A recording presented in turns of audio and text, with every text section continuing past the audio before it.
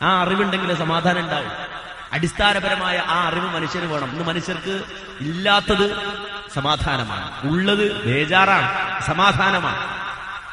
ആ സമാധാനത്തിനുള്ള ആദർശം ഇസ്ലാം പറയാം. ജീവിതത്തിൽ സ്വീകരിക്കേണ്ട നിലപാട് ശുദ്ധ ഖുർആനിലെ സൂറത്തുൽ ബഖറയിലെ ശ്രദ്ധേയമായ ആ സൂക്തം വലനബലുവന്നകും ബിശൈഇൻ മിനൽ ഖൗഫ് വൽ ജൂഅ് വനഖ്സിൻ മിനൽ അംവാലി വൽ അൻഫുസി വത്തമറാത്ത് വബശ്ശിരിസ് സ്വാബിരീൻ. ഖുർആൻ പറയാ വലനബലുവന്നകും, നിങ്ങളെ നാം പരീക്ഷിക്കുക തന്നെ ചെയ്യും. ബിശൈഇൻ, ചില കാര്യങ്ങളെ കൊണ്ട്. എന്താണ് ആ ചില കാര്യങ്ങൾ? മിനൽ ഖൗഫി, ഭയം തന്നുകൊണ്ട് പരീക്ഷിക്കും. വൽ ജൂഇ, വിശപ്പ് തന്നുകൊണ്ട് പരീക്ഷിക്കും. വനഖ്സിൻ മിനൽ അംവാലി, സാമ്പത്തിക മാന്ദ്യം നൽകിക്കൊണ്ട് പരീക്ഷിക്കും. വൽ അൻഫുസി, വേണ്ടപ്പെട്ടവരെ മരിപ്പിച്ചുകൊണ്ട് പരീക്ഷിക്കും. വത്തമറാത്ത്, ഭക്ഷ്യക്ഷാമം നൽകി പരീക്ഷിക്കും. അല്ലാഹു പറയാം, എത്ര വലിയ സമ്പന്നനാണെങ്കിലും ഒരു സെക്കൻഡ് കൊണ്ട് അയാൾ പൊട്ടിത്തകരും. നമ്മൾ പറയാ അങ്ങനൊക്കെ വെറുതെ പറയായിരിക്കും. അല്ല, നമ്മൾ കണ്ടു ഈ അടുത്ത സമയത്ത് കോടിക്കണക്കിന് ഡോളർ ആസ്തി ഉണ്ടായിരുന്ന വമ്പൻ ബാങ്കുകളാണ് പൊട്ടിത്തകർന്ന് താഴെ വീണത്. പേരെന്തായാലും സാമ്പത്തിക മാന്ദ്യം എന്ന് പറഞ്ഞപ്പോൾ തീർന്നു. രണ്ടു വാക്കിൽ പ്രശ്നം നമ്മൾ ഒതുക്കി. സാമ്പത്തിക മാന്ദ്യം എന്ന് പറഞ്ഞപ്പോൾ അതിന്റെ പേരിൽ ഒരുപാട് ആളുകൾ പാപ്പർ എന്ന് പ്രഖ്യാപിക്കപ്പെട്ടു. കോടിക്കണക്കിന് ആസ്തി ഉണ്ടായവൻ ഉറങ്ങി എണീറ്റപ്പോൾ പാപ്പരായി മാറുകയാണ്. അല്ലേ? ഈ കൊടും ദാരിദ്ര്യത്തിലേക്ക് നിങ്ങളെ വലിച്ചെറിഞ്ഞുകൊണ്ട് പരീക്ഷിക്കുമെന്ന് പറയാം.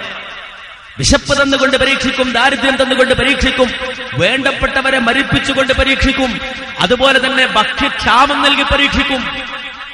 സവാളയ്ക്ക് വിലയേറുകയാണ്, ബേജാറാവുകയാണ് മനുഷ്യൻ. എന്താ സംഭവം? ഇറക്കുമതിയാണോ കയറ്റുമതിയാണോ വിളവില്ലാത്തതാണോ? ചിന്തയാണ്, ആലോചനയാണ്. ക്ഷാമം നൽകും, തിന്നാനും കുടിക്കാനും വകയില്ലാത്ത അവസ്ഥ നൽകും. അങ്ങനെ നിങ്ങളുടെ മനസ്സിനെ ബാധിക്കുന്ന പ്രശ്നങ്ങൾ കൊണ്ട് നിങ്ങളെ പരീക്ഷിക്കുക തന്നെ ചെയ്യും എന്ന് പറഞ്ഞിട്ടുള്ള പറയാണ്. ഈ ജീവിത പരീക്ഷണങ്ങളിൽ ക്ഷമയവലംബിക്കുന്നവരാരോ അവർക്ക് സ്വർഗമുണ്ട് എന്ന് സന്തോഷവാർത്ത അറിയിക്കൂ നബിയേ.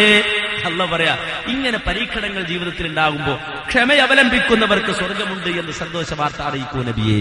ഇത് പറഞ്ഞിട്ടുള്ള പറയാൻ, ആരാണ് ക്ഷമിക്കുന്നവർ? ആരാണ് ക്ഷമാലുക്കൾ എന്ന് പറഞ്ഞാൽ ആരാണ് സ്വർഗം കൊണ്ട് സന്തോഷ വാർത്ത അറിയിക്കപ്പെട്ട ക്ഷമാലുക്കൾ? അല്ലദീന ഇദാ അസ്വാബതുഹും മുസീബ ഖാലൂ ഇന്നാ ലില്ലാഹി വ ഇന്നാ ഇലൈഹി റാജിഊൻ.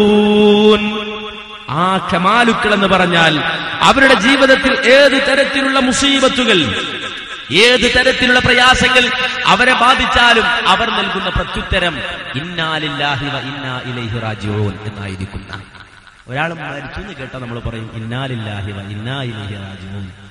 പക്ഷെ അത് അറിഞ്ഞിട്ട് നമ്മൾ പറയുന്നത്, അന്റെ ആശയം അറിഞ്ഞിട്ടാണോ പറയുന്നത് ഇന്നാ ലില്ലാഹി വ ഇന്നാ ഇലൈഹി റാജിഊൻ? അത് പറഞ്ഞില്ലെങ്കിൽ മറ്റയാൾ എന്ത് വിചാരിക്കും? എന്തെങ്കിലും പറയണ്ടേ? ഒരാൾ മരിച്ചു നിൽക്കുമ്പോൾ എന്തെങ്കിലും പറയണ്ടേ? ഇന്നാ ലില്ലാഹി വ ഇന്നാ ഇലൈഹി റാജിഊൻ. മാന്യ സഹോദരങ്ങളെ, അത് കേവലം ഒരു വാചകമല്ല, കേവലം ഒരു വാക്കല്ല, നേരെ മറിച്ച് ഒരു മുസ്ലിമായ മനുഷ്യന്റെ മനസ്സിൽ ഊട്ടപ്പെട്ട വിശ്വാസമാണ്. ജീവിതത്തിൽ എന്ത് സംഭവിച്ചു എന്ന് കേട്ടാലും ഇതെന്റെ തീരുമാനമല്ല, ഇത് അല്ലാഹുവിന്റെ തീരുമാനമാണ്. അവൻ വിധിച്ചത് കിട്ടി, അവൻ വിധിച്ചത് നഷ്ടപ്പെട്ടു. അവന്റെ വിധി വന്നപ്പോൾ എനിക്ക് നഷ്ടപ്പെടാനുള്ളത് നഷ്ടപ്പെട്ടു, അവന്റെ വിധി വന്നപ്പോൾ എനിക്ക് കിട്ടാനുള്ളത് കിട്ടി. ഈ നിലപാട് ഒരു വിശ്വാസിയായ മനുഷ്യന്റെ ജീവിതത്തിൽ സ്വീകരിക്കണമെന്നാണ്. എന്ത് സംഭവിച്ചാലും ഇന്നാ ലില്ലാഹി വ ഇന്നാ ഇലൈഹി റാജിഊൻ എന്ന് പറയാനുള്ള മാനസികമായ പക്വത നേടണമെന്നാണ് ഈ നിലപാട് സ്വീകരിച്ച ഒരു മുസ്ലിമിനെ സംബന്ധിച്ചിടത്തോളം. പിന്നെ ഈ ലോകത്ത് അവൻ എന്ത് ഭയമാണ് ഉണ്ടാവുക, എന്ത് പേടിയാണ്, എന്ത് സമാധാനം ഉണ്ടാവുക? ഒരു സമാധാനം ഉണ്ടാവില്ല, ഒരു പേടിയും ഉണ്ടാവില്ല, ഒരു ഭയാശങ്കകളും ഉണ്ടാവില്ല.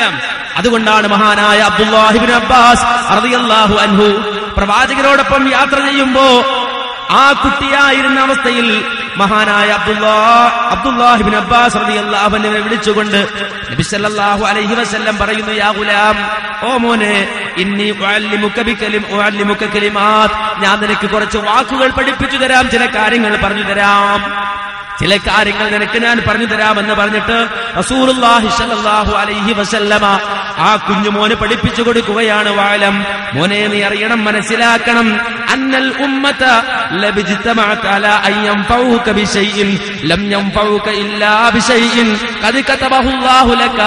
ഈ ലോകത്തുള്ള മുഴുവൻ ആളുകളും കൂടി ഒത്തൊരുമിച്ചിട്ട് നിനക്ക് അവരൊരു ഉപകാരം ചെയ്യാൻ തീരുമാനിച്ചാലും ഇല്ല കേട്ടോ, ഒരു ഉപകാരവും ചെയ്യാൻ അവർക്ക് കഴിയില്ല. ഖദ് കതബഹുല്ലാഹു ലക, അത് അല്ലാഹു നിനക്ക് രേഖപ്പെടുത്തിയിട്ടുണ്ടെങ്കിലല്ലാതെ.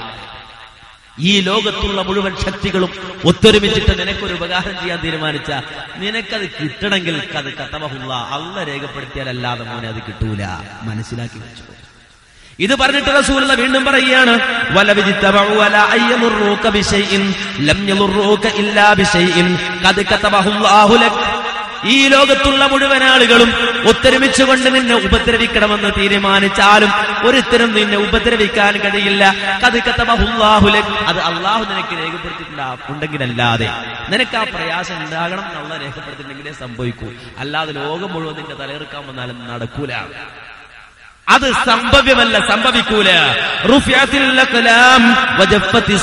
തീർച്ചയായും ആ മഷി ഉണങ്ങിപ്പോയിട്ടുണ്ട് മോനെ, പേന ഉയർത്തപ്പെട്ടിട്ടുണ്ട് മോനെ, ഏട് മടക്കപ്പെട്ടിട്ടുണ്ട് മോനെ, അന്ന് രേഖപ്പെടുത്തി അതേ സംഭവിക്കുള്ളൂ. ഇന്ന് മുസ്ലിമിനെ സംബന്ധിച്ചിടത്തോളം ഈ ഒരു ചിന്ത അവന്റെ മനസ്സിലുണ്ട്. മാന്യ സഹോദരങ്ങളെ, റബ്ബുൽ ആലമീനായ അല്ലാഹുവിൽ വിശ്വസിക്കുന്ന ഒരു മുസ്ലിമിന് ഈ ഒരു വിശ്വാസം മനസ്സിൽ സൂക്ഷിക്കാൻ കഴിയുന്നുണ്ടോ? ഇല്ല. രണ്ട് കാലിൽ തലയുയർത്തി നടക്കുന്ന മനുഷ്യൻ പേടിച്ചു നടക്കുകയാണ്, ഭയപ്പെടുകയാണ്. എന്തിനാ പേടിക്കണത്? കാലിക്കുടത്തെ. മനസ്സിലാക്കണം. തന്റെ മുന്നിലേക്ക് ചാടി വീണ സിംഹത്തെയോ അല്ലെങ്കിൽ കടാരയുമായി ചാടി വീണ ഭീകരവാദിയൊന്നുമല്ല അവൻ പേടിച്ചത്. നേരെ മറിച്ച് ഒരു കാലിക്കുടത്തെ. വീട്ടിൽ നിന്ന് രാവിലെ പുറത്തേക്ക് ഇറങ്ങുമ്പോൾ കാലിക്കുട കണ്ടത് ഇന്ന് പോക്കാണ്. സമാധാനായി, ബേജാറായി. എന്ത് സമാധാന മനുഷ്യനുള്ളത്? ഇയാളുടെ വിശ്വാസം എന്താ? നടന്നു പോകുന്ന വഴിയിൽ ഒരു കുട്ടിച്ചൂല് കണ്ടാൽ ഈ മനുഷ്യൻ പേടിക്കുകയാണ്. ആചാരബാഹുവായ ഈ മനുഷ്യനുണ്ടല്ലോ, രണ്ടു കാലിൽ തലയുയർത്തി നെഞ്ചി വിരിച്ച് നടക്കുന്ന ഈ മനുഷ്യൻ, ആ മനുഷ്യൻ പേടിക്കുകയാണ്. എന്തിന്? ഒരു കുട്ടിച്ചൂല്. വാഹനത്തിൽ സഞ്ചരിച്ചു കൊണ്ടിരിക്കുമ്പോ ഒരു കറുത്ത പൂച്ച വട്ടം ചാടി, ബേജാറായി, യാത്ര നിർത്തി തിരിച്ചു പോകാണ്. ആരെയാണ് ഇവൻ പേടിക്കുന്നത്? എന്തിനെയാണ് ഭയപ്പെടുന്നത്? മനുഷ്യന്റെ മനസ്സിന്റെ ഈ ഭയം, പേടി, അതാണ് പൗരോഹിത്യം എക്കാലഘട്ടത്തിലും ചൂഷണം ചെയ്തത്. പുരോഹിതന്മാർ ചൂഷണം ചെയ്തത്. എന്നിട്ടോ ഭയത്തിൽ നിന്ന് രക്ഷപ്പെടാൻ ഐക്കല്ല് കെട്ടുന്ന മനുഷ്യരുണ്ട്. ഐക്കല്ല് എന്ന് പറയുന്ന സാധനം നമുക്കറിയാം. മരുന്ന് കടയിൽ പോയാൽ തകിട് ചോദിച്ചാൽ കിട്ടും. തകിട് പ്രത്യേകമായി കൊടുക്കും. ഒരു ചെമ്പിന്റെ തകിട്. ആ തകിടിൽ അക്ഷരങ്ങൾ എഴുതി, പ്രത്യേകമായ ഇസ്മുകൾ എഴുതി, അത് ചുരുട്ടി ഐക്കല്ലാക്കി കയ്യിൽ കെട്ടിയിട്ട് ഈ മനുഷ്യൻ വിചാരിക്കുകയാണെന്ന് ഇനി പേടിക്കണ്ട. അരെന്താ? എന്റെ കയ്യിൽ സ്ട്രോങ് ഒരു സാധനമുണ്ട്.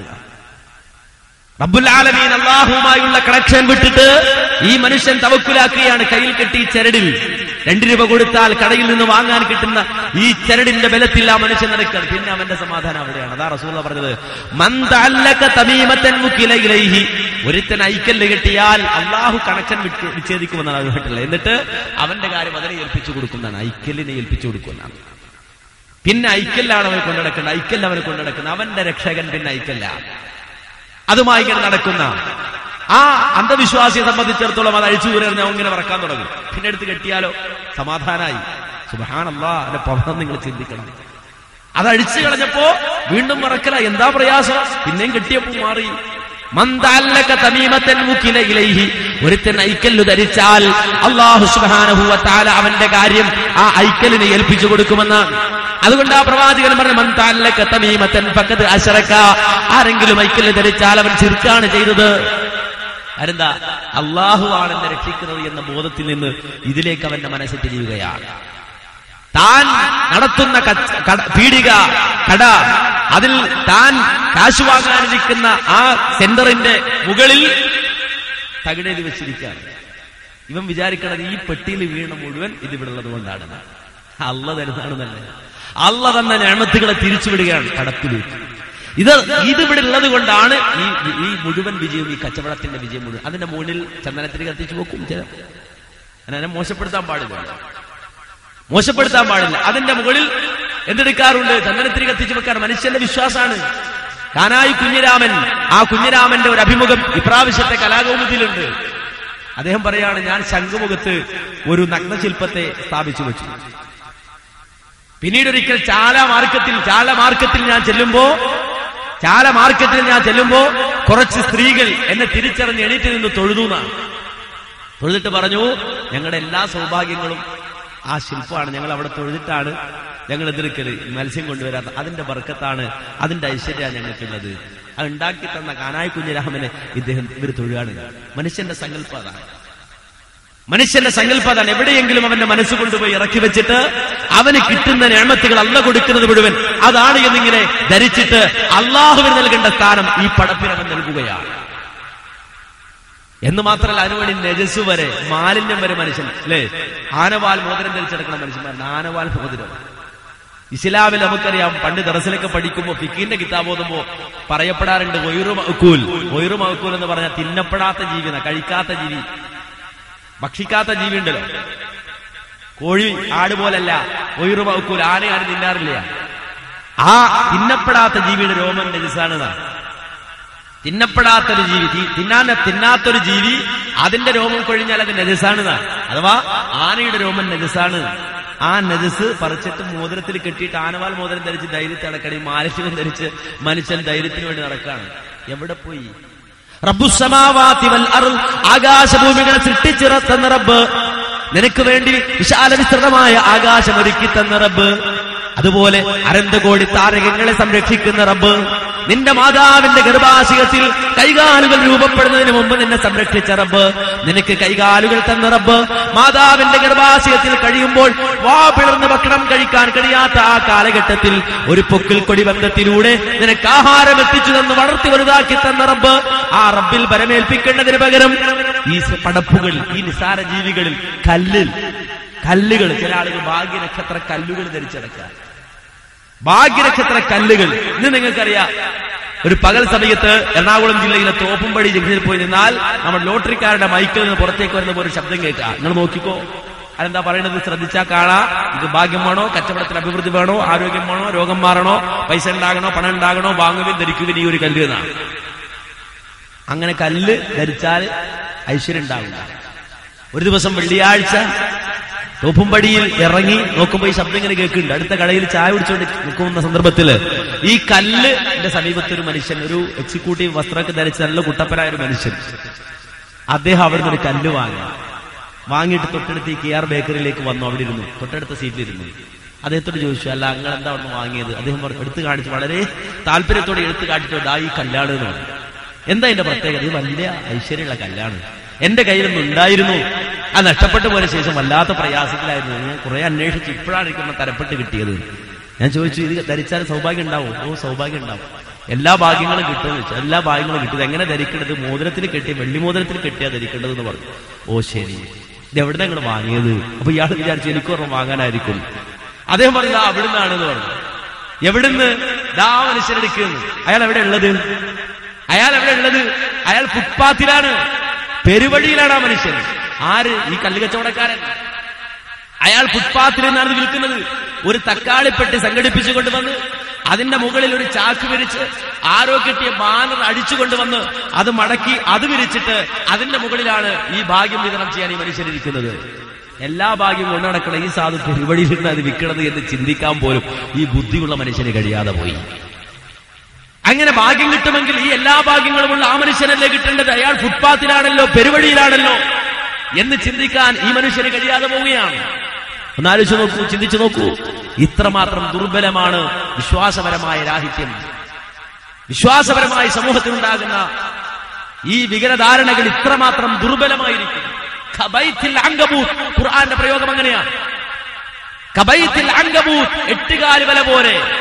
ഇത്തഖദത് ബൈത, എട്ടുകാലിൽ വീട് നിർമ്മിച്ചു. ആ വീടാകട്ടെ ഇന്ന ഔഹനൽ ബുയൂതി ലബൈത്തുൽ അങ്കബൂത്ത്, വീടുകളിൽ ഏറ്റവും ദുർബലമായ വീട് എട്ടുകാലിയുടെ വീടാണ്. ഈ വിശ്വാസരാഹിത്യം ബാധിക്കുന്ന ആളുകളെ സംബന്ധിച്ചിടത്തോളം അവർക്ക് ഈ എട്ടുകാലി വലയേക്കാൾ ദുർബലമായ വിശ്വാസം അവർ കൊണ്ട് നടക്കുന്നു. ഇതിൽ നിന്ന് മനുഷ്യർ മോചിതരാകണം, എങ്കിലേ മനുഷ്യന് സമാധാനം ഉണ്ടാകൂ.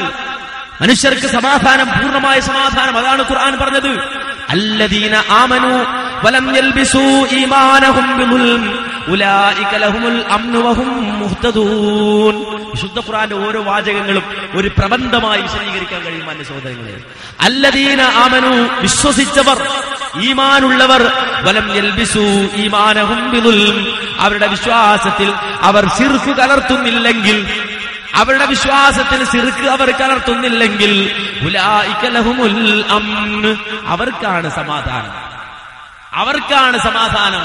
വഹും മുഹ്തദൂൻ, അവരാണ് സന്മാർഗചാരികൾ, അവരാണ് സന്മാർഗം സ്വീകരിച്ചവർ, നല്ല മാർഗത്തിലൂടെ നടക്കുന്നവർ. വിശ്വാസം വേണം, വിശ്വാസത്തിൽ ശിർക്ക് പാടില്ല. അതിനൊരു മുസ്ലിമിന് കഴിയണം, ഒരു വിശ്വാസിക്ക് കഴിയണം.